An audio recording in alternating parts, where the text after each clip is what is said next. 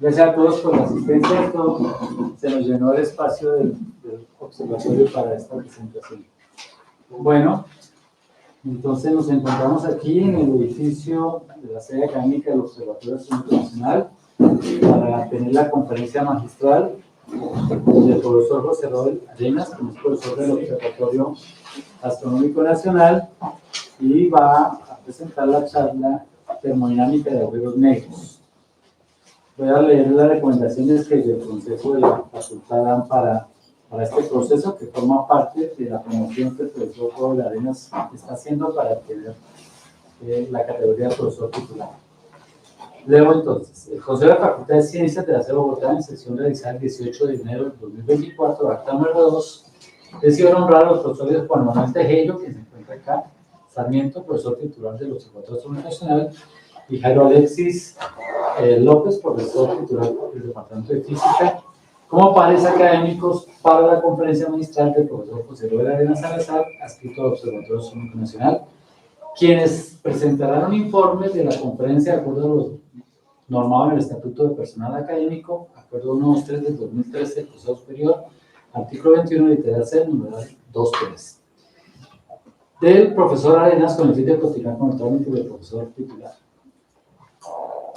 El director del Observatorio Astronómico, quien soy yo, el profesor Mario Rivera, dará inicio a la presentación del profesor José Roel Arenas con la presencia de los pares académicos y del público asistente. La conferencia tendrá un intervalo de tiempo entre 45 y 60 minutos.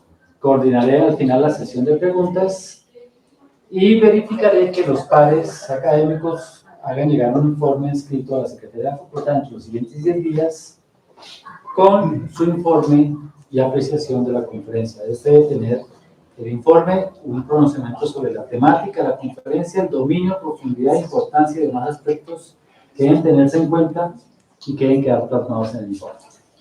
Doy la bienvenida al profesor José Roel. Gracias, Armando. 45 a 30 minutos. Bueno, bienvenidos todos. Gracias por asistir. Como lo acabo de decir el profesor Armando, esto hace parte de un trámite largo. Para mi promoción a profesor titular, uno de los requisitos es hacer esta charla, que para mí es un placer, porque es un tema que me fascina. Bien, entonces el título de la charla, ya algunos de ustedes tienen una idea de qué es eso, ya les iré contando, es termodinámica de agujeros negros, ¿de acuerdo? Voy a desarrollar la charla en 5 temas muy cortos. El resumen, una introducción a la termodinámica de agujeros negros y al programa de investigación que soporta la conferencia que van a oír. En el numeral 2 voy a mostrarles cuál es la técnica de trabajo nuestra, del grupo de investigación.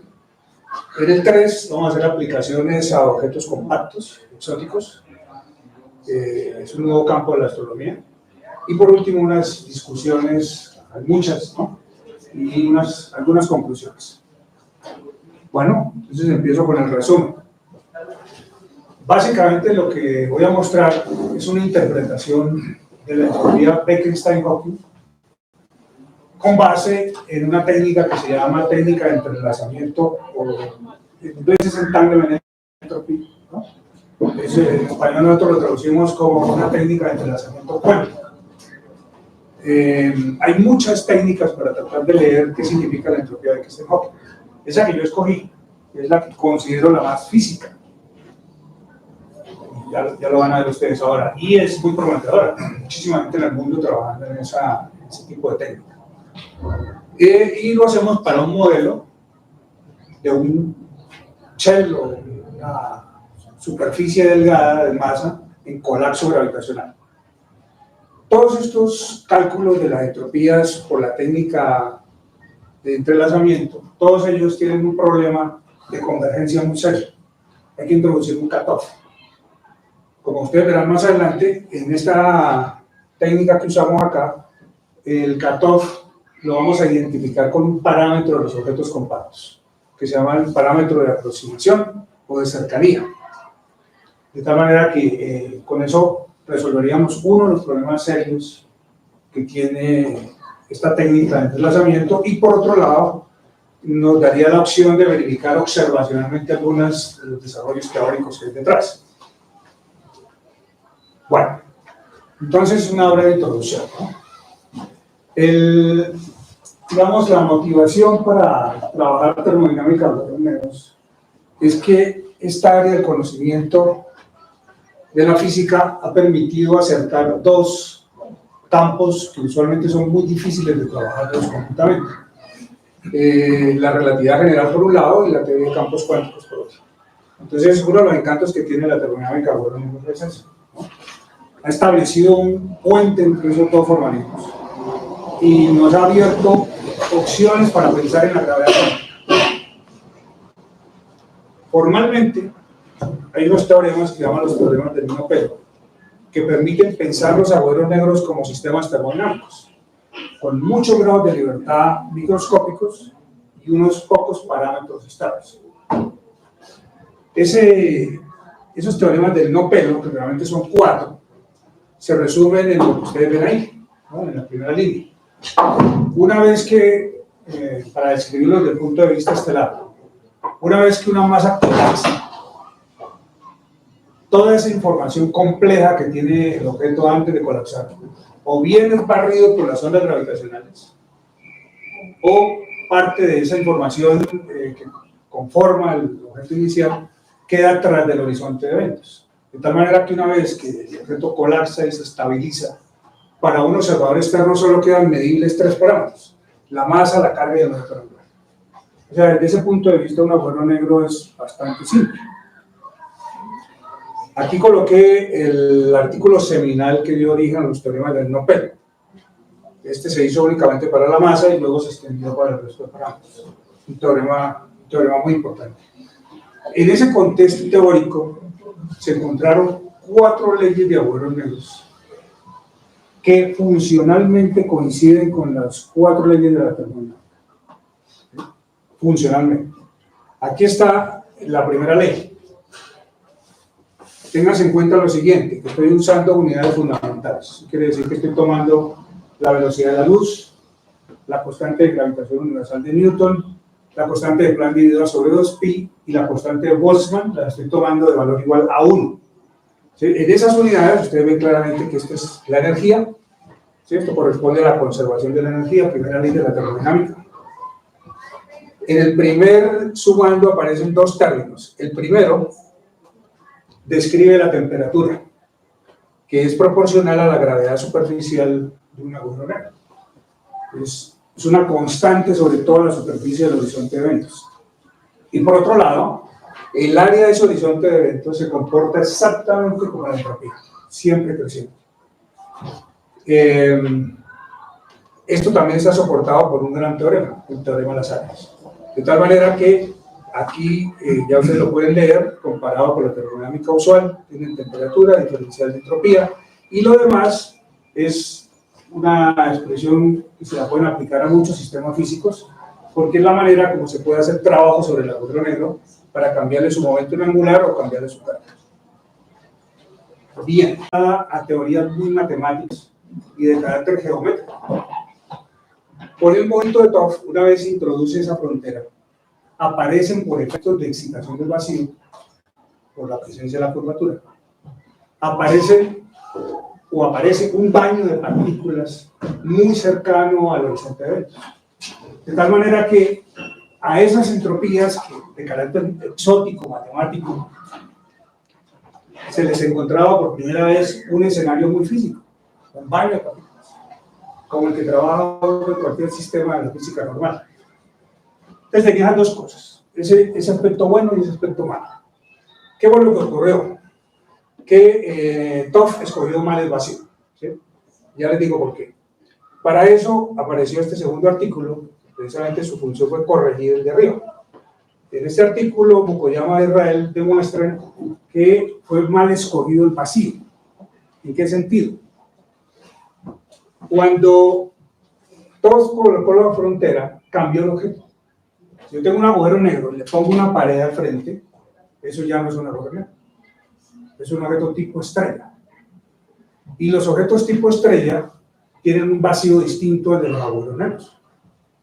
El vacío de los agujeros negros es el vacío de Hartley-Hawking, que fue el que usó Topf aquí, pero no le servía porque cambió el objeto al colocar las coordenadas de frontera. Entonces lo que tenía que hacer Topf era escoger el vacío de polvo, que es el vacío para las estrellas. Entonces eso se muestra en este paper, que el artículo de Topf empieza a funcionar, los cálculos se hacen finitos y aparece una maravilla del modelo, pero con ese detalle, que ya no estaríamos hablando de agujeros negros, sino de objetos tipo estrella. Bien, ¿eso qué implica? Durante un tiempo, para muchos de los teóricos que trabajan en esta área, pues no fue muy significativo el avance, puesto que ya no estábamos trabajando con agujeros negros, sino con estrellas, y mucha gente no lo vio bien. Sin embargo, en el paper de Fukuyama de Israel aparece una propiedad que hay que tener en cuenta, porque es un avance importante. Para un observador externo, estrictamente externo, no hay manera de distinguir entre un agujero negro y un agujero negro que se le haya puesto a una pared. Termodinámicamente y gravitacionalmente se comporta igual. Eso quedó demostrado en este paper. Entonces, digamos que con el paper de Fukuyama de Israel se salva un poco la cosa, ¿sí? Digamos, se tiene un objeto que, si bien tiene una propiedad que no tienen los agujeros negros, tiene una pared. Si bien es así, para observadores externos no hay diferencia. Eso fue un avance importante. Bueno, entonces hasta ahí está, digamos, el background del cual surgió nuestro programa de investigación. El programa nuestro se llama Entanglement Entropy of Black Shells. ¿Sí? ¿En qué consiste el asunto? Entonces, la diferencia con respecto a lo que ya les comenté, y que es lo que empezamos a desarrollar aquí poco a poco, consiste en lo siguiente. Primero, trabajamos un modelo minimal no trivial. Es decir, de toda esa familia de agujeros negros, escogimos la más sencilla de manejar, o sea, una solución tipo Sparchi, o sea, un agujero negro que solo tiene masa. Y dentro de la variedad de campos, escogimos los campos escalares. Ya con los años vimos que eso funciona bien para otros campos. Pero inicialmente, mientras que se entiende muy bien lo que hay detrás, es suficiente. Y con un acople minimal, ¿no? O sea, basta la curvatura. No es necesario introducir algo adicional para poder ver efectos de la gravedad sobre los campos. Bien. Una vez escogido ese modelo tipo Sparchi, hicimos otra simplificación para mirar los efectos que nos interesaban. Entonces, en lugar de considerar la masa completa, solo consideramos la superficie, un cascarón de esa masa, que para los efectos termodinámicos que les voy a mostrar es suficiente. No es necesario trabajar con toda la complejidad de la masa. Ya con el modelo de Oppenheimer-Snyder ya habíamos visto que realmente lo interesante de los agujeros negros en su sentido cuántico no depende de esos detalles de los colapsos, ¿sí? Entonces, nuestro modelo quedó conformado por un shell, que lo llamemos negro, es porque se va a comportar tal cual como un agujero negro, dependiendo de cómo se observa. Y ya teniendo esa idea clara, ¿no? La diferencia con respecto a estos dos es que nosotros identificamos, todo lo que puedo decir, identificamos el shell en colapso con la pared de Topf. Si ustedes toman un observador frío, un observador lejano, está viendo el colapso, ese shell se va a ir aproximando poco a poco al horizonte de eventos, nunca lo alcanza, ¿verdad? Porque el tiempo se va congelando poco a poco. Y para todos los efectos externos, ese shell que se sitúa muy cerca del horizonte de eventos se va a parecer mucho a la pared de Topf, con una gran diferencia. Cuando apareció el modelo de Topf, se decía que bueno, está bien, que desde afuera, de acuerdo a este artículo, desde afuera los observadores externos, sobre todo los estáticos, no podían diferenciar un agujero negro y una estrella, pero si lanzábamos, ¿no? Si se lanzara un objeto en caída libre, un observador en caída libre colisionaría con la pared. Hasta ahí llegaba el encanto del agujero negro. Entonces, esas son las críticas en el contexto de acá. En el caso nuestro no pasa eso, porque la pared está cayendo. De tal manera que si ustedes lanzan un observador en caída libre, él sigue cayendo con la pared. Y es más, para los observadores en caída libre, la pared llega hasta la singularidad.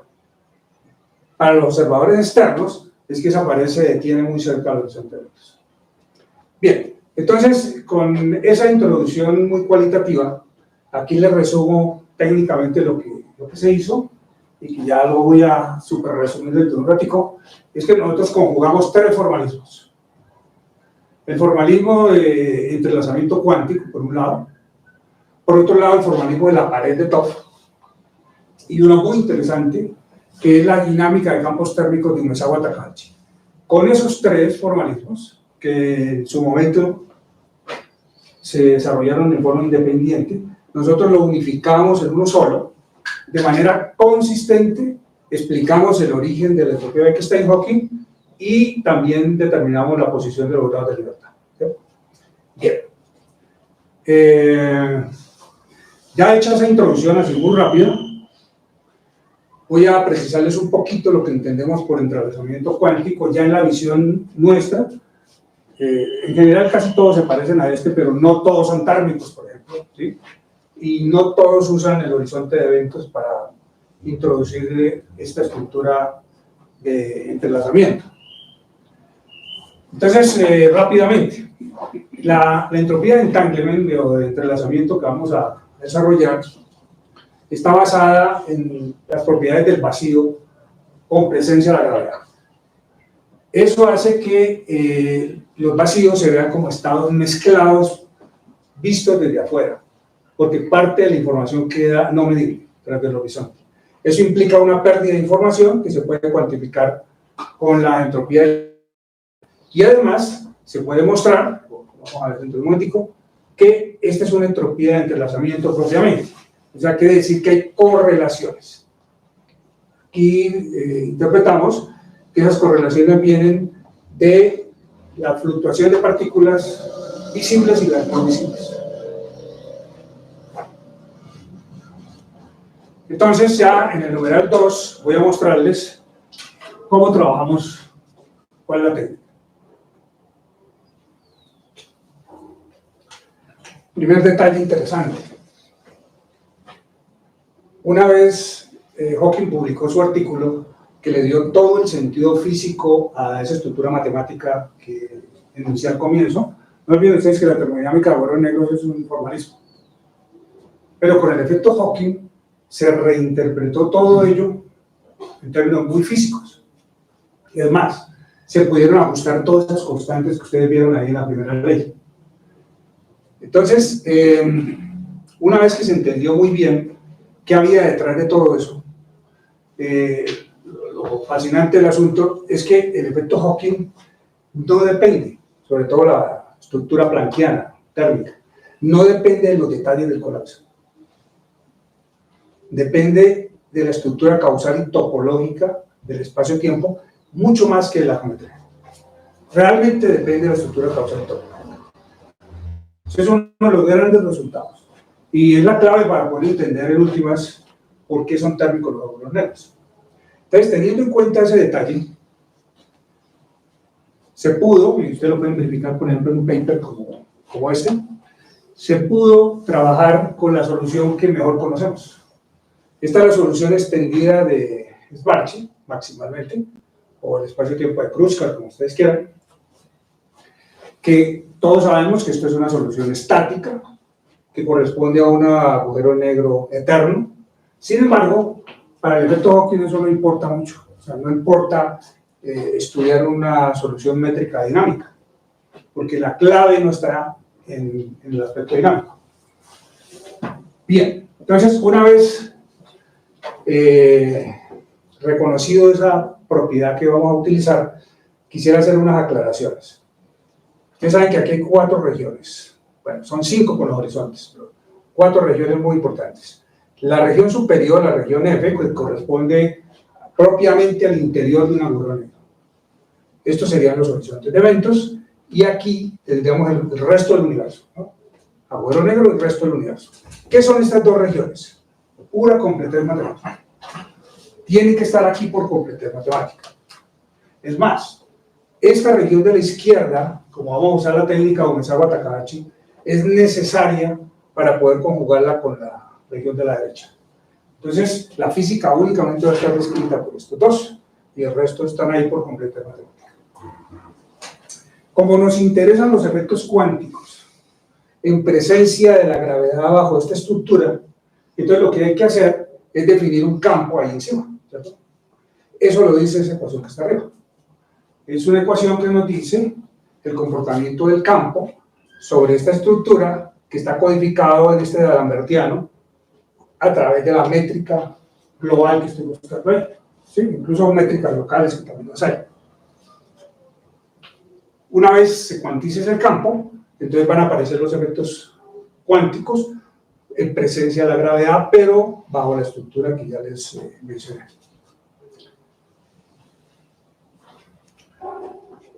Otro aspecto interesante de esa estructura, tiene dos variedades globalmente hiperbólicas. Una, que está aquí a la derecha, que tiene una especular aquí a la izquierda, pero básicamente tiene la misma estructura, van a tener este tiempo global que las caracteriza. Y hay otra variedad, que es la variedad totalmente global, caracterizada por el tiempo de Kruskal o por los tiempos nulos de Kruskal. ¿Sí? Son globales. Aquí lo interesante es tener en cuenta que los tiempos acá son globales. Eso va a conducir a dos esquemas de cuantización no unitariamente equivalentes. Por lo tanto, si miramos el primer esquema va a corresponder a... Me adelanté. El primer esquema va a corresponder a la cuantización de acuerdo al tiempo t coordenado, bien sea este o bien sea este. Entonces se escoge como modo de solución de la ecuación de campo estos modos que se llaman los modos de Wolver, y como ustedes ven aquí tengo la función paso unitario que me permite describir con una sola solución de los modos de Wolver el comportamiento de las soluciones de campo a la derecha y a la izquierda, en la región R y en la región L. Y usando una transformación de Bogoliubov se pueden introducir los otros modos de solución para un tiempo totalmente distinto, es el tiempo de Kruskal. Entonces van a aparecer dos conjuntos de modos completos ortonormales con los cuales se puede expandir el campo y con los cuales se pueden hacer dos esquemas de cuantización no unitariamente equivalentes. Entonces, una vez se hace la expansión que les acabo de mencionar en términos de los modos de Wolver, modos de Hartley-Hawking, se introducen las reglas de conmutación y posteriormente se definen los vacíos. Hay que insistir en esto, que estos dos vacíos son no unitariamente equivalentes. ¿Okay? Eso tiene una cantidad de consecuencias. Usando nuevamente la transformación de Bogoliubov para los coeficientes, se puede encontrar la expansión de los modos de Hartley-Hawking, que son los que corresponden al esquema de cuantización para el tiempo global de Kruskal. ¿Okay? Ese estado de vacío aparece, miren ustedes esta maravilla, este estado de vacío aparece como un estado de entrelazamiento entre excitaciones de los vacíos de las regiones R y L. Este es un vacío para la región R, un vacío para la región N, que están excitados y están entrelazados cuánticamente y determinan el vacío de Hartley-Hawking. Para decirlo, y además es de carácter tármico, ¿no? Para decirlo un poco más físico, voy a hacer este pequeño comentario. Si calculamos la hamiltoniana para la región R, ya localmente, vamos a colocar un observador, vamos a colocar un observador aquí, en la región R. O sea, está restringido, solo puede observar en esta región. Pero lo vamos a calcular con respecto al vacío global, o sea, con respecto al vacío de Hartley-Hawking. Cuando se hace este cálculo, esto da finito, diferente de cero y planquiano. O sea, que da una densidad de energía totalmente planquiana y diferente de cero. ¿Eso cómo se lee? Eso se lee de la siguiente manera. Que el vacío de ese observador, o bueno, digámoslo de una manera más directa, ese observador que está restringido a la región R, ve el vacío global, lo ve excitado térmicamente. Fíjense que si yo hubiera calculado aquí la hamiltoniana global, obviamente esto debe ser por definición. Entonces, el valor esperado de la energía para el vacío global, si yo escojo un operador global. Pero aquí escogí un operador local calculado con respecto al vacío global, y eso es lo que me genera para el observador que está limitado, le genera la observación de un estado térmicamente excitado. Esta es la respuesta al efecto Ohn. Esto resuelve inmediatamente el efecto Ohn. Y lo voy a decir de dos maneras. Si me voy al diagrama que está aquí y cambio el tiempo de Kruskal por el tiempo de Minkowski y cambio el espacio de Kruskal por el espacio natural de Minkowski, entonces sobre ese espacio voy a colocar un observador acelerado con aceleración propia constante. Un observador acelerado con aceleración propia constante describe estas trayectorias. De tal manera que ese observador acelerado en Minkowski va a quedar restringido, como el observador que acabé de mencionar en el caso gravitacional. Ese observador ve el vacío de Minkowski, lo ve excitado térmicamente. Ese es el efecto Ohn, ¿sí? Y funciona, fíjense bien ustedes, funciona en el espacio plano, porque es que el carácter térmico de ese espectro va a depender de la estructura causal. O sea, tiene los mismos horizontes bifurcados de Killing, tiene la misma estructura y por eso los resultados dan térmicamente iguales.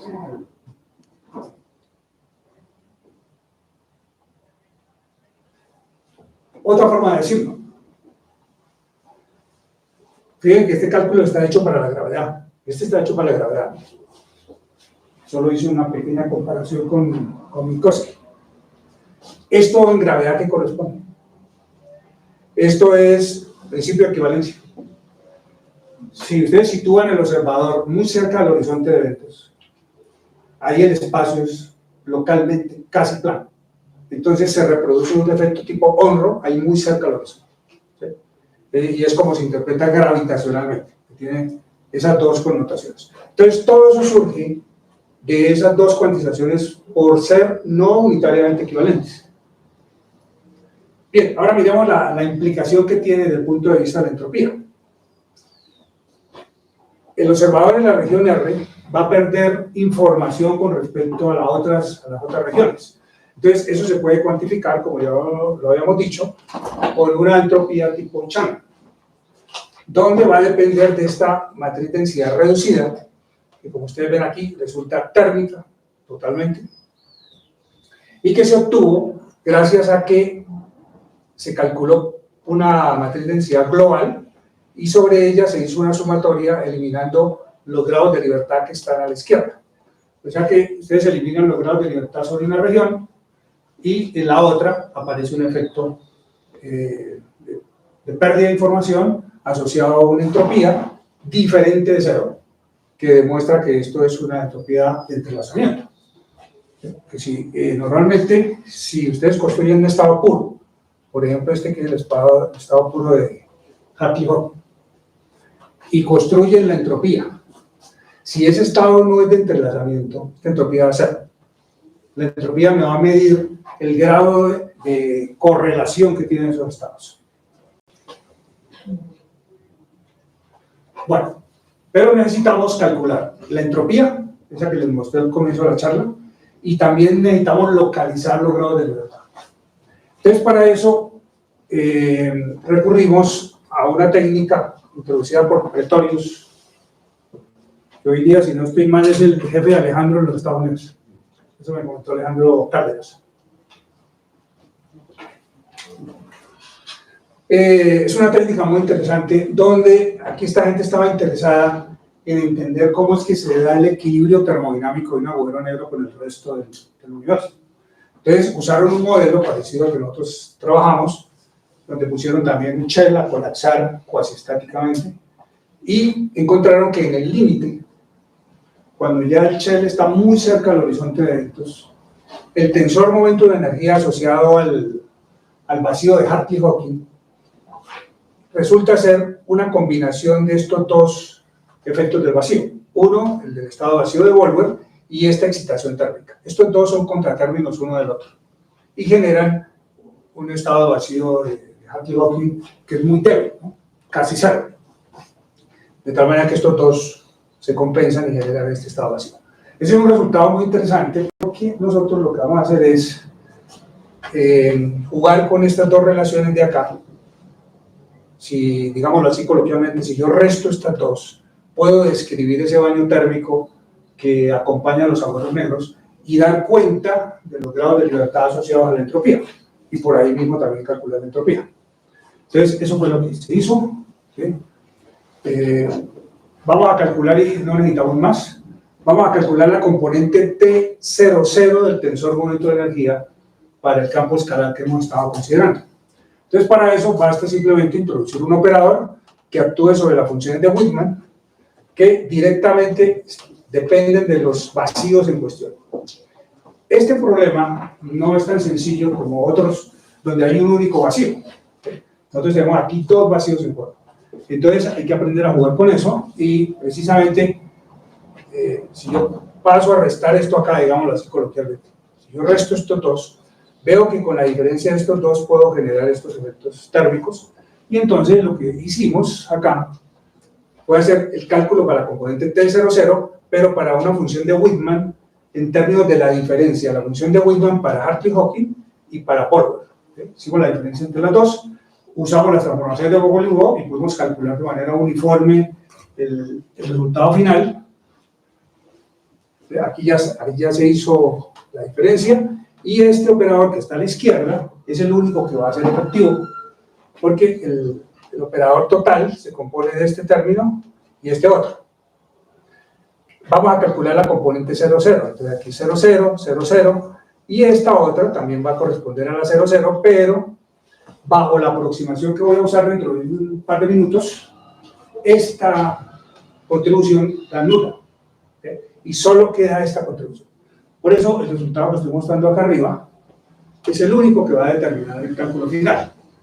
Como ustedes ven, para poder sacar ese resultado dependemos de esta función. Hay que saber cuál es esa función. Entonces, la definimos en términos de la función psi, que resulta mucho más fácil de analizar. La reemplazamos en la ecuación de campo inicial, ¿sí? Y se obtiene esta ecuación. La idea es resolver esta ecuación, saber cuál es psi, y ya sabríamos cuál es psi. Esa ecuación la resolvimos con la técnica de WKB. ¿Sí? ¿En qué sentido? Que justamente muy cerca del horizonte, para modos de frecuencia muy alta, y para Ls, que es la componente del momento angular orbital, muy altos, el método funciona muy bien. Uno lo puede ver aquí rápidamente.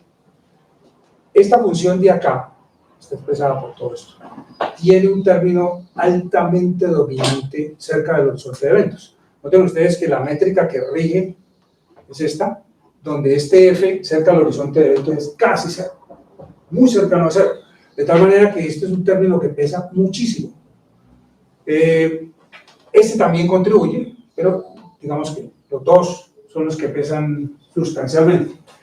Con eso uno aplica las condiciones que exige WKB y se da cuenta que bajo esa restricción, donde están los dominantes, se cumple rigurosamente el requisito de WKB, que se lo digo coloquialmente.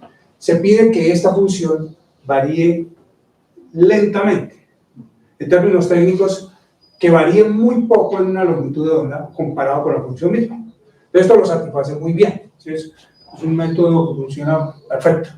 Ahí lo digo rápidamente en la parte de arriba.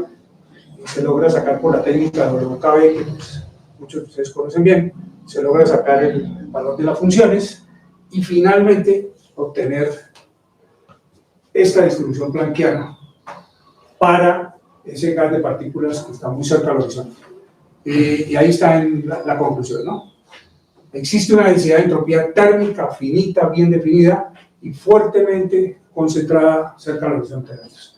Entonces, sobre ese baño de partículas se hace el cálculo de la entropía, que es el que vamos a comparar con la entropía Beck-Steinhausen, como un candidato, ¿no?, muy físico que explicaría el origen de la entropía Beck-Steinhausen. Les voy a mostrar rápidamente cómo se calcula la entropía. Entonces, usamos relaciones ya de la mecánica estadística común y corriente. Aquí solo nos bastaría encontrar el logaritmo de la función de partición, que va a depender de este conteo, del número de nodos. Si yo dejo los nodos libremente, los nodos KLM, o sea, si dependo de estos parámetros, esa cantidad me da divergente. La entropía me da divergente. Tengo que acotarlos. Entonces, ellos se acotan con dos criterios. Un primer criterio es que esta función es mayor que 0. Ese me va a acotar los m's, ¿sí? Y por ahí mismo los m's. Y para acotar el resto, entonces se introduce la pared de Toff. Entonces, este límite inferior me está mostrando que voy a integrar entre dos superficies.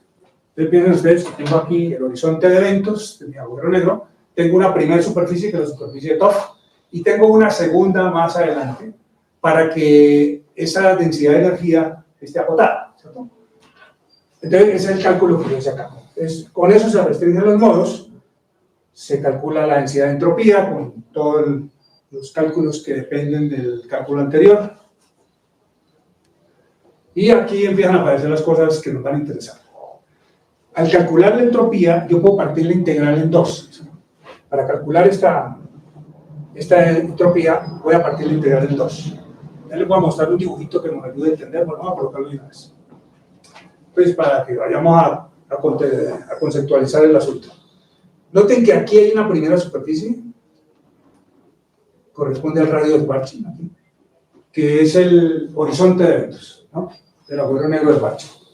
Adelante, ¿no? Proporcional a E, aquí hay otra superficie, que es la superficie de Toff, ¿no? Donde vamos a colocar las condiciones de frontera. Y hay una superficie un poquitico más adelante, ¿sí? Que ya la vamos a caracterizar con un criterio cuántico, y que va a determinar, ¿no?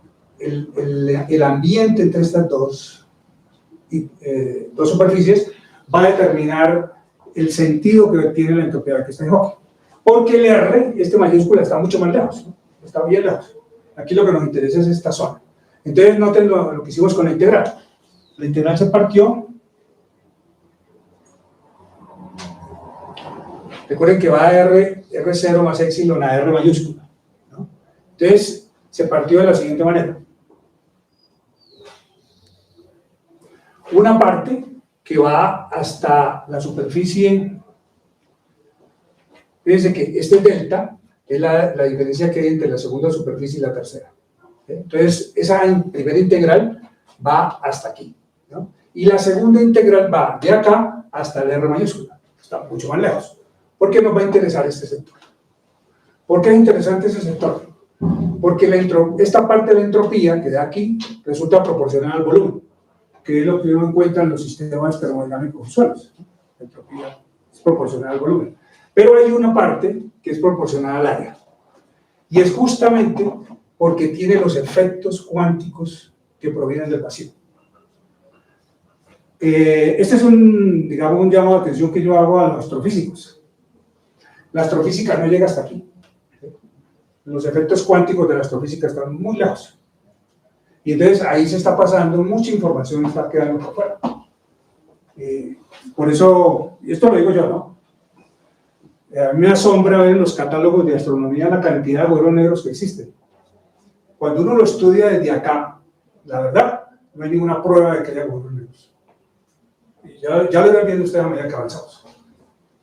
Porque en astrofísica los criterios son muy externos, muy exteriores. Este sector que aparece aquí entre estas dos superficies es el que da cuenta de una entropía proporcional al área. Ustedes me preguntan de dónde saco yo las restricciones. Yo estoy colocando una restricción, aquí la voy a señalar de una vez. Esta restricción es la que me dice qué parte del sistema me genera entropías proporcionales al área. ¿Sí? Esta. Y es justamente la que corresponde a este pedacito de acá. ¿Sí? Lo demás, todo lo que quede hacia el exterior, hasta donde yo quiera ir, va a ser una entropía normal.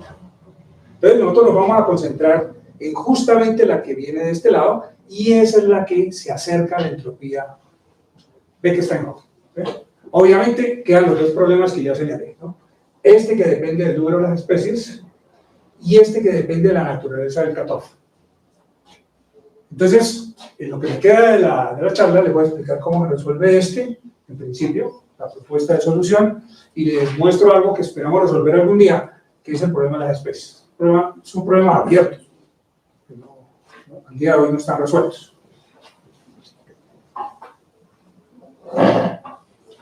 Bien, aquí hay un personaje de la charla que no lo había introducido, que es la teoría de Umezawa Takahashi.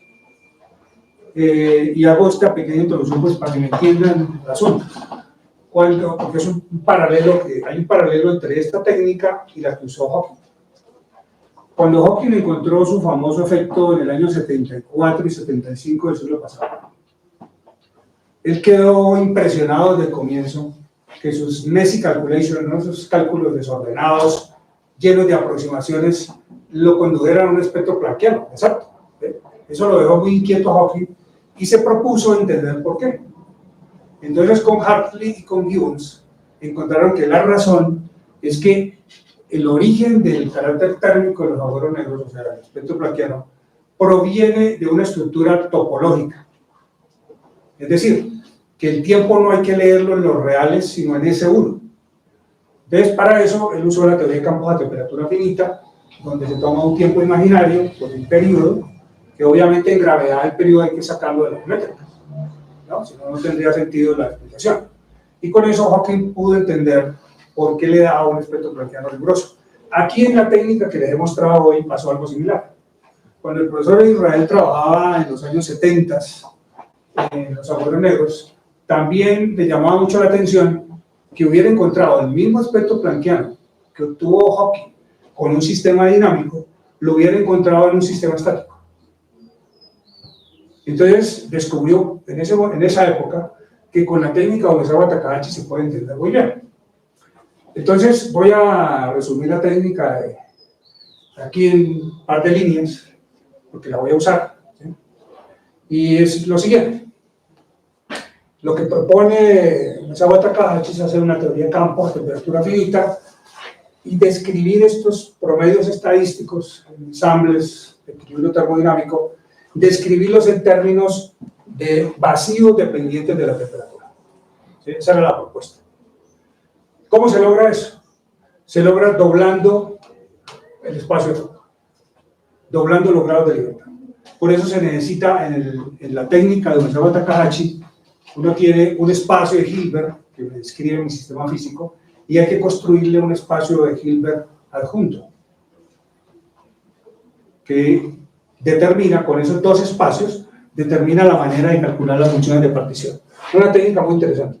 Es similar a lo que hace la otra técnica, introduciendo el tiempo imaginario. Lo que se hace es doblar los grados de libertad del sistema. Pues solo les cuento eso porque es bastante largo. Y ahora quisiera mostrarles algo que pues esto tiene cierta complejidad, pero lo puedo simplificar. Y es que lo que llama la atención es que la técnica que les he venido mostrando coincide rigurosamente con la de Umezawa Takahashi sin haber usado Umezawa Takahashi, ¿no? Quiero insistir en eso. Israel en el año 76 no usó la técnica Umezawa Takahashi. Descubrió que esa técnica que ya les mostré coincide con la de Umezawa Takahashi. Una manera de verlo es para nuestro modelo, yendo a la lagrangiana o la hamiltoniana para el campo escalar y verificar que las estructuras son las mismas. Entonces, en la parte de la derecha, aquí les estoy mostrando la estructura del espacio-tiempo. Olvídense por un momentico la parte imaginaria. Esa la introduje para hacer una extensión analítica. Miremos los tiempos. Para la región R, como esto es una variedad globalmente hiperbólica, están bien definidos, el tiempo va de menos infinito a infinito. ¿Sí? Bien definido el tiempo. Y en la región L, nuevamente, de menos infinito a infinito. Bien definido, ¿no? El problema es que esos dos tiempos están separados. Totalmente, causalmente están separados. Si yo quiero confrontar mi estructura del agujero negro con la técnica de Umezawa Takahashi, necesito unificar estos dos de alguna manera, conectarlos de alguna manera. Y la técnica que se usa es hacer una extensión analítica al plano complejo, introduciendo un tiempo complejo, donde ya en este nuevo escenario, haciendo extensión analítica, estos dos en el mismo escenario quedan separados por estas dos ramas, ¿no? Cada rama corresponde a una parte del tiempo. De tal manera que yo puedo cerrar el circuito y hacer las integrales. Entonces, eso fue básicamente lo que se hizo. Aquí les muestro un detalle que vale la pena, lo voy a colocar en rojo. El tiempo, tal como les advertí, corre de menos infinito a infinito. Aquí también pasa lo mismo, ¿no? También el tiempo corre así. Pero si yo voy a hacer una integral, necesito cerrar el circuito. Al cerrar el circuito, escojo una orientación, bien sea a la derecha o a la izquierda. Yo la escogí aquí a derecha. Entonces, si hago esto a derecha, este me va a aportar una dirección contraria. Eso va a implicar la presencia de un signo negativo. De tal manera que la lagrangiana va a tener dos componentes, una con un signo positivo, una con un signo negativo, y me va a dar una composición de lagrangianas. Cuando paso del tiempo complejo al tiempo medible, que es el tiempo coordenado. Entonces, esta es justamente la lagrangiana Umezawa-Takahashi. Las técnicas de Umezawa-Takahashi doblan todo. La hamiltoniana viene por una pareja, la lagrangiana también viene por una pareja, y como les advierto yo a mis estudiantes que tienen que trabajar con teoría de campos, esto resuelve varios problemas de la teoría de campos. Porque, de hecho, hay un contratérmino natural que aparece ahí, ¿sí? Que evita ciertos infinitos. Obviamente no todos. Entonces, esta estructura, ustedes la pueden continuar, pueden construir la hamiltoniana y verificar que efectivamente la técnica aplicada a los agujeros negros con dos esquemas de cuantización diferentes corresponde a una técnica térmica que da una explicación de por qué se originan los espectros térmicos y que básicamente va a depender de estos horizontes térmicos. Si uno mira en la literatura, técnicas de entrelazamiento, hay muchas, pero no está claro cuál es esta frontera, ¿no? Cuando uno recuerda que hace por allá 20 años más, cuando empezamos a trabajar con la técnica de entanglement, en un artículo muy famoso de Bomley, Lee, Kuhl, ellos usaban una frontera hechiza, ¿sí? Sí funcionaba, o sea, se podía hacer técnica de entanglamiento, que hasta Gregorio me ayudó a sacar unas integrales. Yo no encontraba por ningún lado un espectro térmico, porque la frontera era una frontera hechiza. Funcionaba muy bien la técnica de entanglamiento, pero no conducía a nada térmico. Con el tiempo, ¿cierto? Ya trabajando con el profesor Werner Israel, se vio que esta es la estructura que se le debe aplicar a la teoría de entanglement, no cualquier estructura. Entonces, si uno mira las técnicas de entanglement, todas tienen fronteras, pero no todas conducen a una entropía térmica. Y eso también tiene que ver con la interpretación. Hay gente que no ve la entropía de Bekenstein-Hawking como termodinámica, ¿no? Ve otra cosa. Entonces, depende también de lo que uno interprete. Bien, vamos con las aplicaciones. Ya estamos en el tiempo, Armando. Listo. Entonces, aquí viene algo bien interesante. Y es que todo eso que les he mostrado es pura especulación teórica. No teníamos un puente observacional. Pero afortunadamente, en los últimos años, con el advenimiento de las ondas gravitacionales, ya podemos contrastar parte de toda esa teoría. ¿Sí? Bueno, cuidado, ver algo interesante. Este es un nuevo campo de la astronomía, donde se están estudiando sistemas binarios, pero con objetos altamente compactos. Entre esos objetos altamente compactos están unos que son los Exotic Compact Objects, los ECOs, y de los cuales ya hay evidencia de su existencia. Ahí les coloqué uno de los eventos. Hay muchos eventos que están en estudio, esto es muy nuevo. ¿Qué quiere decir un evento de estos? Usando ondas gravitacionales. Que al parecer hay objetos que están entre las estrellas neutrónicas y los agujeros negros. Objetos muy compactos, que no son ni una cosa ni la otra tradicionales que conocemos de la evolución estelar. Entonces, en ese sentido, estos objetos exóticos compactos han abierto una posibilidad enorme de indagar por el mundo microscópico desde la astrofísica. ¿Por qué? Porque estos ecos están caracterizados por un parámetro que se llama el parámetro de aproximación o el parámetro de cercanía. Están caracterizados por eso. Y ese parámetro, a su vez, está relacionado con escalas del mundo microscópico. Aquí les coloqué una de las referencias importantes, pero hay varias que muestran esa relación. Ahorita vengo sobre el modelo. Hablemos un poquito de ese parámetro de cercanía. El parámetro de cercanía tiene que ver con lo siguiente. Cuando uno en astrofísica estudia objetos compactos, ¿qué quiere decir un objeto compacto? Es un objeto que colapsa como cualquier objeto normal, con una cierta determinada masa, colapsa, pero se frena, se detiene muy cerca al horizonte de eventos. ¿Por qué se detiene? Porque pues, la gente se inventa una cantidad de modelos con efectos del vacío que produce repulsión y frena el colapso. Eso siempre es posible hacerlo. De hecho, en la literatura ustedes pueden encontrar una gran variedad de objetos compactos. Los más famosos son los Grand Stars y las estrellas Vegas, ¿sí? Pero hay una cantidad inmensa. De hecho, hoy día ya hay unas tablas grandísimas de objetos compactos que tienen todas la misma característica, ¿no? Son objetos que se frenan muy cerca al horizonte por diferentes mecanismos de frenado. Pero lo que es común en todos es que se establece un gap entre el horizonte de eventos y la última frontera de la masa en colapso.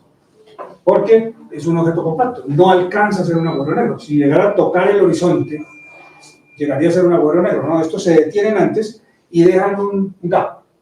Ese gap es lo que se llama el parámetro de cercanía o parámetro de aproximación. Con ese parámetro se puede caracterizar qué tan compacto es el objeto, se pueden definir las diferencias entre todos los objetos. Eso es un parámetro muy interesante, y además está relacionado con el número de Locke, porque este número de Locke en últimas permite relacionar la compacidad del objeto con la estructura interna de los objetos, ¿sí? O sea, este es el puente hacia la astrofísica. Entonces ese es un parámetro muy interesante. Para nosotros, ustedes ya se dieron cuenta, ¿sí? Para nosotros hay una coincidencia extraordinaria. Cuando nos dimos cuenta que lo que veníamos haciendo con el cutoff que introdujo Topf, ese pequeño epsilon del que hemos hablado, coincidía perfectamente con el parámetro de aproximación.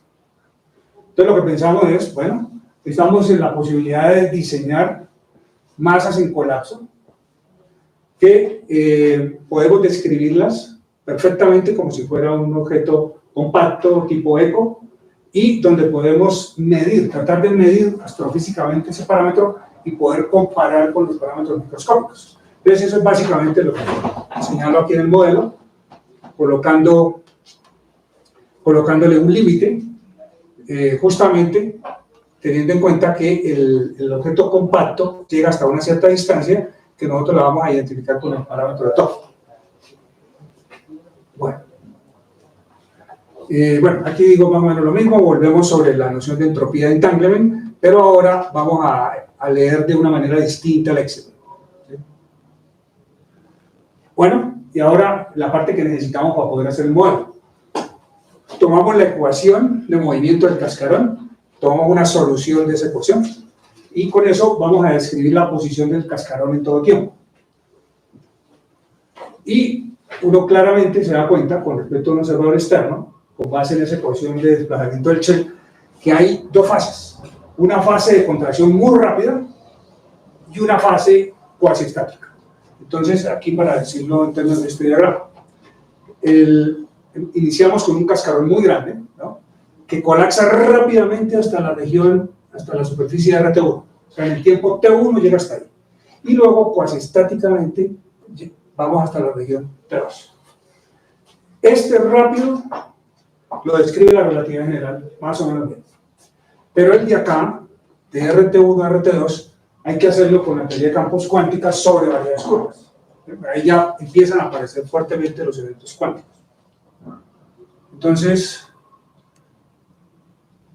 no olvidemos, hay una fase rápida y una fase pues estática que está regida por esta restricción que, como ya ustedes lo recuerdan, es la que nos conduce a una entropía proporcional al área, es la que tiene el efecto interesante.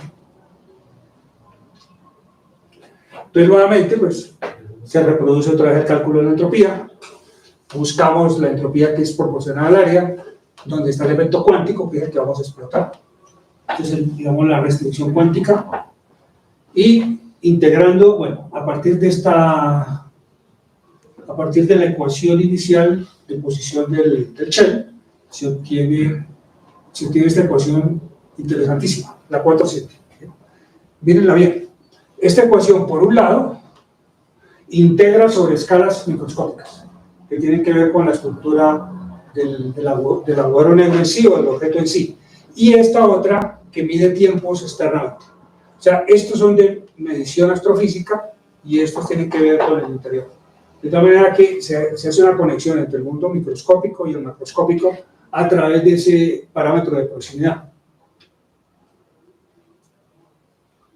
Bueno, entonces, para hacerlo, con la aproximación se calcula el épsilon bajo esa aproximación, se toma el límite que esperamos que se dé justamente para interpretar este épsilon como parámetro de aproximación. Entonces, nuestra ecuación clásica descrita por la relatividad general se puede extender en el límite. Noten que aquí estoy tomando el límite.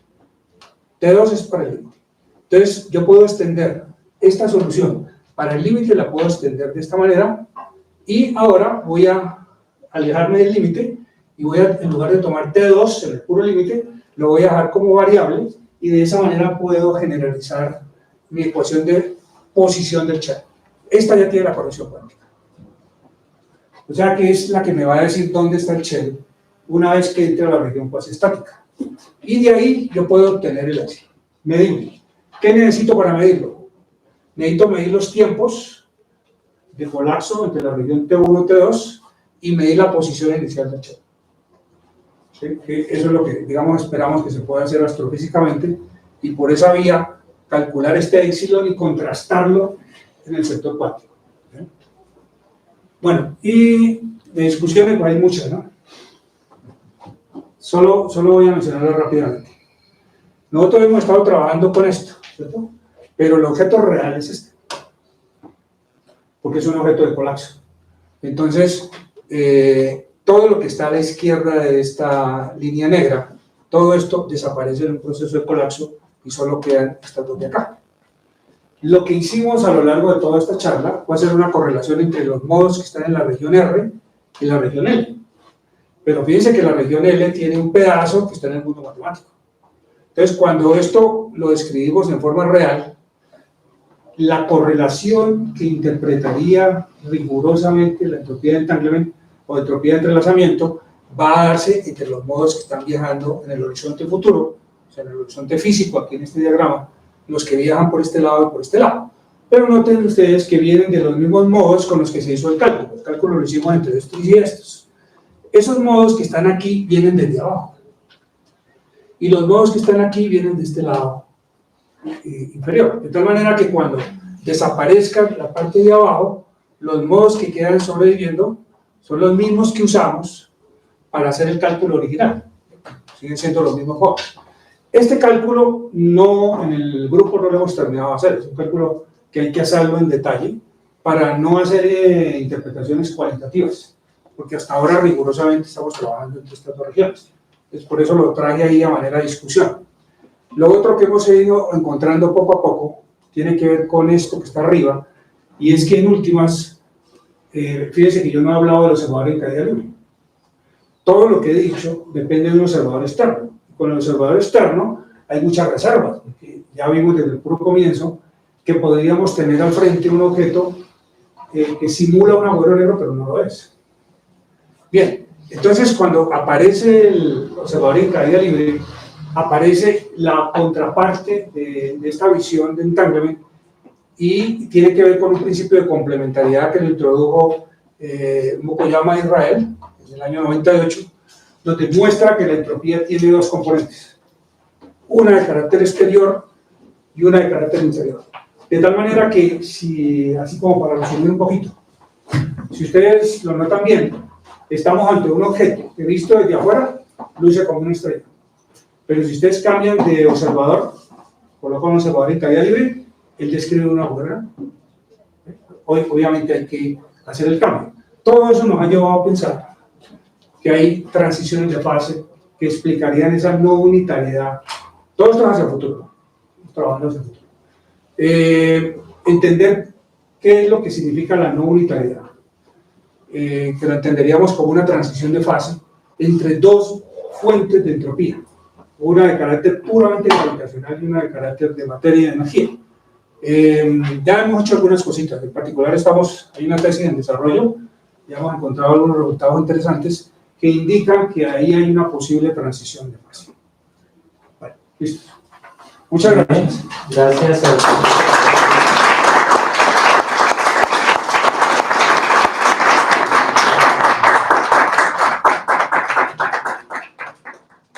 Y vamos a pasar a la sesión de preguntas que inicialmente estarán a cargo de los dos pares evaluadores y después habrá tiempo por si el público desea hacer una pregunta adicional. Tenemos 30 minutos para esta parte, entonces, bueno, de acuerdo a esta exposición especial, a mí me encantaría más preguntas del público, de lo que entendieron. Yo sí me disculpo con los muchachos, no con los temas, porque yo hice una charla técnica. O sea, yo no expliqué aquí nada, ¿sí? Si uno no está familiarizado con el lenguaje técnico, pues no entiende nada. Lo otro, a propósito de lo que dice el profe Tejero, es que aquí hay más preguntas que respuestas. Yo diría que no hay respuestas todavía. Hay muchas preguntas abiertas y eso es lo que lo hace interesante. muy bien. Alexis se une a la solicitud de que los estudiantes también den un espacio de discusión abierta sobre la presentación que ha hecho el profesor. El interés que ha despertado esos temas que ya hace muchos años trabajando en esas cosas. Sí, igual podemos preguntar. Iniciar por ahí en la parte de discusión. Mientras los estudiantes y los profesores arranquen, yo solo siempre tengo una pregunta para el profesor Roy, porque nosotros que estamos por el lado de los núcleos activos de galaxias, y cuando nosotros nos dice, ¿en verdad ustedes están seguros de que esos objetos existen? Entonces, la pregunta es dónde quedarían los agujeros negros supermasivos. Es decir, si estos objetos compactos resultan ser también una explicación de los agujeros negros o son diferentes, o en qué medida. Lo diferencia la masa, todos son compactos. Ahora, lo que se indica con todo esto, no estoy diciendo que no están los agujeros negros, sino que las pruebas que tenemos hoy día no son pruebas. Voy a referirme a la más famosa. Aquí mencionábamos una línea de investigación muy reciente, que es la de estos objetos binarios. Sí. Estos binarios, que están hechos básicamente por objetos compactos. Ustedes han visto las publicaciones que se han venido divulgando de los últimos 4 o 5 años. Hay una cantidad de eventos donde conjugan estrella neutrónica con agujero negro con agujero negro, etc. ¿Cuándo se habla de que puede haber un eco? Cuando uno mira la fuente y mira la respuesta en las antenas, no hay manera de diferenciar un objeto supercompacto de un agujero negro. Entonces uno no puede concluir como se concluyó en su momento cuando se descubrieron las ondas gravitacionales, que se decía que había habido doble descubrimiento. Eso no es cierto. Porque sí, se descubrieron las ondas gravitacionales, pero no los agujeros negros. El hecho de que los modelos matemáticos mostraron que fuentes de agujeros negros conducían al patrón de respuesta de la antena, eso lo imita también un objeto compacto. ¿Okay? Que es lo que he venido mostrando acá, que los objetos compactos compiten, como dice por ahí arriba, es una visión alternativa. No es probablemente en contra de un agujero negro, sino es un cuestionamiento a esas afirmaciones que vale la pena decir que eso no está probado. ¿Sí? Que hay que hacer más pruebas para asegurarse de que de verdad existen agujeros negros por todos lados. Ok. ¿Preguntas? Bueno, pues pues digamos que lo que me interesa mucho de esta charla es obviamente el programa de investigación que planteas, y pues me parece muy interesante. Es un programa pues que lleva muchos años y que obviamente tiene ya unos resultados pues muy interesantes. Hay tesis de doctorado involucradas, publicaciones, lo cual pues le da solidez al trabajo y demás.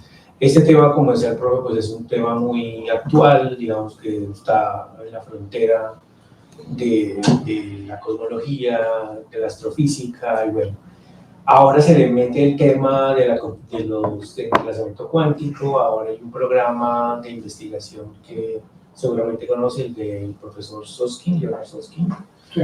donde pues habla sobre todo de cómo empezar a trabajar el tema del entanglement, entendido como Einstein-Podolsky-Rosen, y él hace ¿cómo se llama? Una conjetura que es bien interesante, que es la conjetura de PR igual a Einstein-Rosen, ¿no? El puente Einstein-Rosen. ¿Cómo se conecta eso con su proyecto? Yo diría que es el mismo lenguaje. Lo que nos diferenciamos con el profe Soskin, ¿sí? Es que ellos, porque es uno de los creadores del principio holográfico, ¿no? Entonces ellos sostienen ahí que esos efectos de horizonte, que más o menos lo que mostraba, tienen una contraparte interior. Esa es la que volver sobre lo mismo, ¿no? Digamos, tratar de interpretar algo que estamos viéndolo afuera como si tuviera una contraparte interna. Con los años ellos han ido de fracaso en fracaso en la parte externa, la parte interna. La parte externa coincide con todo lo que estamos diciendo acá. Tanto así que algún estudiante me decía hace unos días que yo me había convertido al principio holográfico. Y dije, no, pues sí, tiene las características del principio holográfico porque todo está definido en el horizonte. Lo que no está claro es introducir un mundo interno y tratar de buscarlo a la buena, o sea, con trucos matemáticos, ¿sí? A mí me interesa más la vía de la transición de fase, porque si por ahí se lograra entender la física que hay detrás de eso, sí podríamos pensar en si hay un interior, cómo es ese interior, ¿no? Más que buscar modelos matemáticos, que todos los que uno imagine. Porque igual, digamos, con el modelo de Fritz-Walter-Toff, es un modelo que, digamos, es un modelo bastante simple a la final, porque a la final es un efecto túnel cuántico normal. O sea, sí, no es nada exótico. En cambio, digamos que tratar de meterle teoría de campos un poco más sofisticado, pues parecería una idea más interesante. Sí, la idea es, si uno entiende ya algo de esto, ¿no? Nosotros empezamos con un campo escalar, empezamos con el parche, y la idea es que ya apenas uno empieza a entender algo, entonces empieza a complicar la cosa. Porque si yo le meto toda la complejidad a esto, y por eso le pongo más dimensiones, pues sí, termino haciendo una cosa matemática, compleja, interesante, pero me alejo de la física. La idea, digamos, de esta línea, como la hemos mantenido, es buscar una conexión con la física observacional, que ya se está dando, ¿sí? Esto hay que tomarlo muy en serio y vale la pena, ¿no? Hacer modelos, porque se pueden contrastar con eventos gravitacionales a través de las ondas, ¿sí?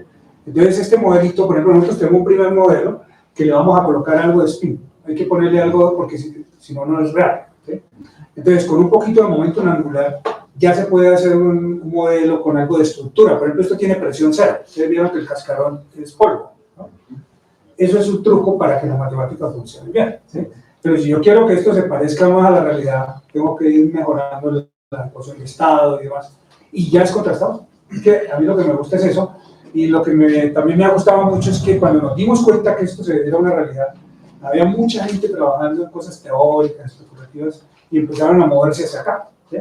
Porque está la posibilidad de chequear si es cierto que hay esos cortes y si tienen que ver con la longitud del plan o no. Que ese es un criterio clave ahí de la realidad cuántica.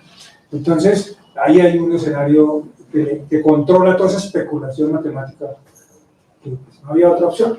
Esto es lo que yo quisiera resaltar ahí. Como curiosidad, ¿de qué orden son las masas de los objetos compactos exóticos?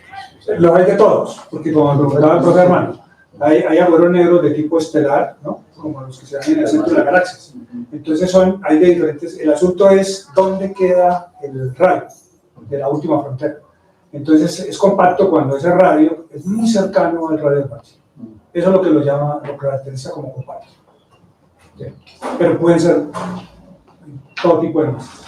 Incluso si nos vamos a los primordiales, y aquí esta imagen como muy astrofísica, ¿no? También uno puede ver esta imagen desde los agujeros negros microscópicos. Allí hay unas masas extremadamente chicas.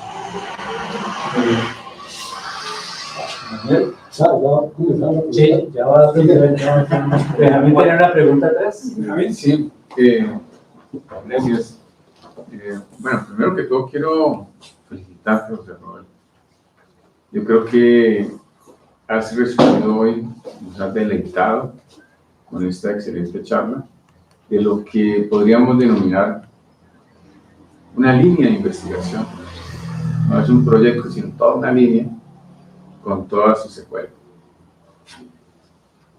Me entra una duda, queda una duda por ahí en el tintero. Digamos, si yo logro convertir el objeto de agujero negro en un equivalente estelar, está la pregunta fundamental desde ese punto de vista, que es lo que balancea desde el punto de vista newtoniano, la acción gravitacional por unidad de volumen, digamos, que viene generado por diferencias de presiones, pero acá tenemos presiones cero. Entonces, ¿cómo puedo, digamos, balancear esos dos conceptos? Sí, bueno, primero muchas gracias por las palabras. Si ustedes se dieron cuenta, yo no me comprometí aquí con ningún objeto compacto que tuviera fuerzas de frenado en nada. Es todo observación. Si yo coloco un observador afuera, un observador FIDO, primero por puros principios relativistas, cualquier masa que yo describa desde la distancia se va a concentrar cerca del horizonte. Primero, ¿sí? Y va a haber un gap ahí entre la superficie última y el horizonte de eventos, independientemente de lo que haya allá. ¿Sí? Yo ubiqué el modelo dentro de los ecos para hacer uso de ese parámetro de proximidad, que es el que se está tratando de medir con las ondas gravitacionales. Pero el objeto de nosotros no es un eco en el sentido de que realmente sea una estrella. Es estrella visto desde afuera. Pero si yo cambio de observador, él sigue siendo un objeto en colapso hasta la singularidad. O sea que este modelo está dentro del lenguaje de los ecos, pero no es un eco. Y por eso no hay que, ya no me preocupa la pregunta de Jaime, es una pregunta muy complicada. Y esa pregunta la tiene que contestar la gente que trabaja en Gravity Stars, ¿no? Física, bueno, hay un montón de modelos raros. Tienen que explicar eso. ¿Cómo es que se da ese equilibrio? Lo que pasa es que con las ecuaciones uno cambia un signo por ahí y lo equilibra. ¿Sí? Pero eso no es la física. Entonces, ahí nos distanciamos un poquito de los ecos. Muy bien. En la detección de ondas gravitacionales, digamos, que ha ido avanzando mucho. ¿Qué es lo que se espera que pueda uno, digamos, medir o qué parámetros para poder ya vulgar allá adentro? Ahí es donde está la pregunta subversiva que yo veo del lado nuestro. Yo a veces no puedo afirmarlo, pero a veces me atrevo a pensar que va a ser imposible medir adentro. Porque todas las otras técnicas que se han ya estudiado, por el redshift extremadamente alto que hay y demás, no hay forma de sondear hacia adentro. Quedaba esta opción de las ondas gravitacionales. Entonces, en parte, es un trabajo que tenemos pendiente para algún estudiante que está aquí, mostrar que con las ondas gravitacionales no se puede concluir nada. ¿Sí? Y eso es lo que está mostrando esto indirectamente, el cálculo no se ha hecho. Y es mostrar que si yo uso ondas gravitacionales y estoy ante un objeto compacto y un agujero negro equivalente en sus masas, yo no podría distinguir. Eso parece ser cierto, hay que probarlo. Y si llega a pasar eso, estaríamos ante esa situación de que quizás los agujeros negros, por definición, sean inobservables hacia su interior o como si el interior no estuviera. Y es otra cosa muy curiosa, todas las técnicas de agujeros negros, las que ustedes quieran, todas desaparecen en el interior a la hora de calcular. Por ejemplo aquí, viene que uno suma sobre unos grados de libertad y se queda con otros. Cuando suma sobre esos grados de libertad, está desapareciendo el interior. La de Gibbon Hawking, igual, la de Gibbon Hawking lo que hace es resolver la singularidad y justamente uno integra a partir de un centro, ¿no? Euclidiano, que es el horizonte. No hay interior. Uno integra de ahí. Eso es sospechoso. ¿Por qué? Causalmente conectado con nosotros. Sí. Pero eso es una pregunta de fondo y será, bueno, ¿cómo observar? ¿Cómo observar hacia adentro? Porque hacia afuera, como ustedes ven, hay muchas formas de medir. Ahora, si esta técnica la perfeccionamos con el criterio astrofísico de medición ya podrían hacerse, sondearse un poquito criterios internos desde afuera, o por lo menos poner las cotas. Sí, ahí hay un campo también interesante. A mí me asombró ver la cantidad de papers que hay trabajando en esa dirección, ajustando parámetros con mediciones astrofísicas. Sí. Y claro, la validez de eso va a depender si en algún evento, como este que está aquí, en algún evento de esos se puede verificar que el modelo cumple con las propiedades de la fuente necesaria para reproducir el patrón, ¿no? El patrón de respuesta de antena. ¿Preguntas? ¿Cómo me queda una inquietud, Robert? Sí, O sea, ¿las observaciones iban a pedirme decir algo de esa región interna o no? no, hacia adentro no. ¿No? Lo que sí me va a poder decir son las escalas que yo estoy usando. No propiamente sobre el interior, pero sí me va a decir si el artificio de Todd, por ejemplo, o cualquier otro que recurra a algún criterio de la gravedad cuántica, ¿sí? Sin decirme qué es lo que hay, simplemente si esos criterios son válidos. Okay. Pero sí, algo de eso tiene que ver con lo del interior, ¿no? Porque eso es una idea como un poco ingenua, ¿no? Pensar que la gravedad cuántica tiene que ver con la existencia de escalas mínimas de distancia y tiempo. Eso creo que viola la relatividad especial de entrada, ¿sí? Poner un marco de fondo fijo. Eso llevó a crear una teoría que se llama Double Relativity, para poder resolver ese problema de poner una malla en el fondo que me da un mínimo, es como tratar de seguir el modelo del estado sólido, ¿no? Poner abajo una malla, pero sería una malla del espacio-tiempo. De alguna manera esa longitud de Planck que aparece ahí, ¿cierto? Tiene ese sentido. Lo que pasa es que en teoría la gente abusa. Lo que se hizo fue tomar la longitud de Planck, que tiene todas las constantes fundamentales, y retocaron algunas. Entonces modificaron, por ejemplo, G. Al modificar G, esa modificación sirve de parámetro para evitar la singularidad, para evitar la, ¿sí? Y de ahí nació, por ejemplo, gravedad inducida. Y así, pero eso son turbulencias matemáticas, ¿sí? Yo preferiría mantener la línea que mostré aquí, ¿no? Una línea que es muy pegada a la teoría de campos sobre variedades curvas, que es más o menos, tiene muchos aspectos verificables. No dice tan lejos como la teoría de cuerdas, ¿no? Me queda uno en otro mundo que ya no sabe cómo volver a este. Pero sin embargo, teoría de cuerdas, por ejemplo, tipo 2A se puede calcular. Sí, no, la parte efectiva es muy buena. La parte efectiva es muy buena. Sí, sí, sí. La conjetura de Baldassena no deja de ser asombrosa. Eso nadie lo puede negar, ¿sí? Entonces, hay cosas. Y Hawking trató de pegar todo eso y se le acabó el tiempo. Sí, porque lo último. La vida no le dejó. Sí, Es un chiste.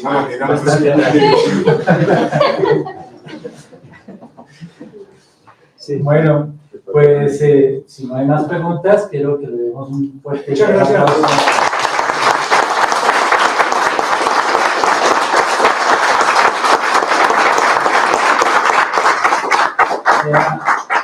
Entonces, que los pares académicos hagan un informe que debe contener los aportes que la conferencia brinda al tema de investigación y, digamos, a las líneas también del Observatorio Astronómico Nacional. Para el observatorio es siempre muy grato ver que nuestros colegas van desarrollando una investigación que tiene productos medibles a través de las tesis, a través de los resultados de la investigación y finalmente que podamos tener la participación tanto de docentes y estudiantes en nuestros proyectos. Bueno, Gracias, Robert. gracias. Bueno, primero un agradecimiento a Armando y a Elena, que como es por ellos yo no hubiera hecho toda esta tarea, ¿sí? Yo le tengo fobia a todos estos trámites administrativos. Bueno, se hizo. Gracias. Agradezco mucho, Armando. Le agradezco a los dos profes, especialmente a Juan Manuel, que me contagió de todo esto hace unos años, ¿sí? Y ahí están las consecuencias. A los estudiantes que he tenido durante muchos años, que hemos tenido con Juan Manuel conjuntamente, con los que se han hecho buena parte de estos desarrollos. Quisiera darles un reconocimiento. Ya son 5 estudiantes de doctorado, nos han ayudado a avanzar bastante. De maestría ya no recuerdo si son 10 o 15. ¿Sí? Entonces eso se ve con el tiempo, ¿no? Y que hemos ido ganando poco a poco un reconocimiento internacional que no es fácil. Aquí uno sale y afirma cualquier cosa y le cae un mundo encima, ¿no? Eso ya lo hice yo, eso ya está hecho, ¿no? bueno, ustedes saben, ¿no? Los que intentan publicar cualquier cosa, eso es una lucha publicar, pero ahí es donde sale el encanto. Y les agradezco a todos los demás la asistencia, que me hayan oído la charla hoy. Y bueno, me voy contento. Gracias.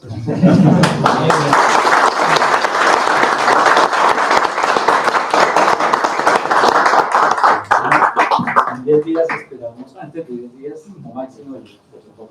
Gracias.